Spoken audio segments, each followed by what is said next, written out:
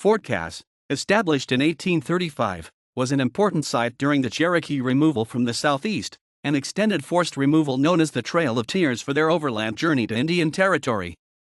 Located on the Hiwassee River in present-day Charleston, Tennessee, Fort Cass housed a garrison of United States troops who watched over the largest concentration of internment camps where Cherokee were kept during the summer of 1838 before starting the main trek west to Indian Territory. The camps stretched for many miles through the valley south of Fort Cass toward present-day Cleveland, Tennessee. The Cherokee population had been spread over a region that included southeast Tennessee, southwest North Carolina, northern Georgia, and northeast Alabama.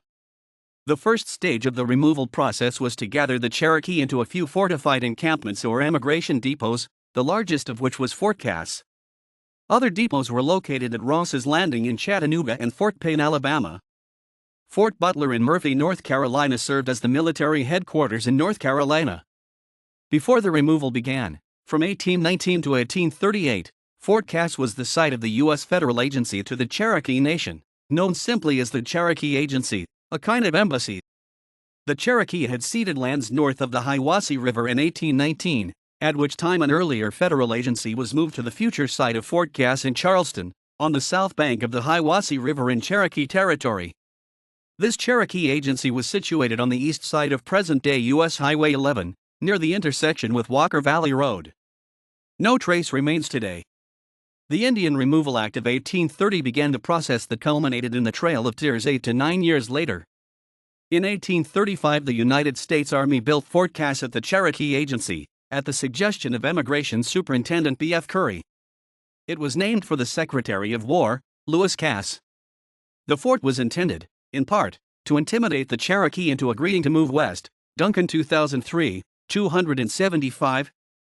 Even after leaders signed the 1835 Treaty of Nuekoto with the United States, it was clear that most of the Cherokee would not willingly leave their lands. In 1838, Brigadier General Winfield Scott assumed command of the Army of the Cherokee Nation, headquartered at Fort Cass.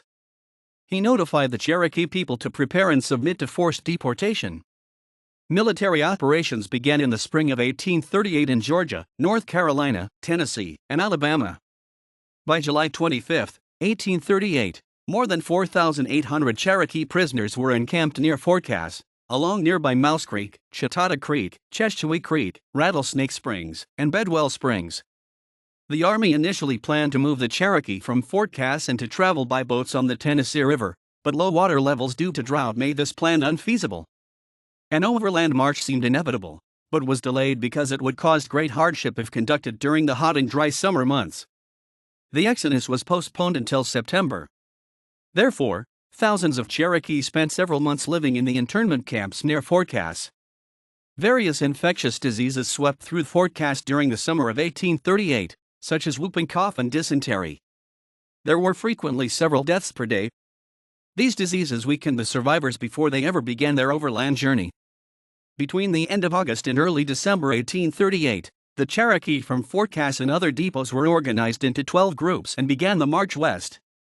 The last Cherokee left Fort Cass on December 5, 1838. Today nothing remains of Fort Cass or the internment camps.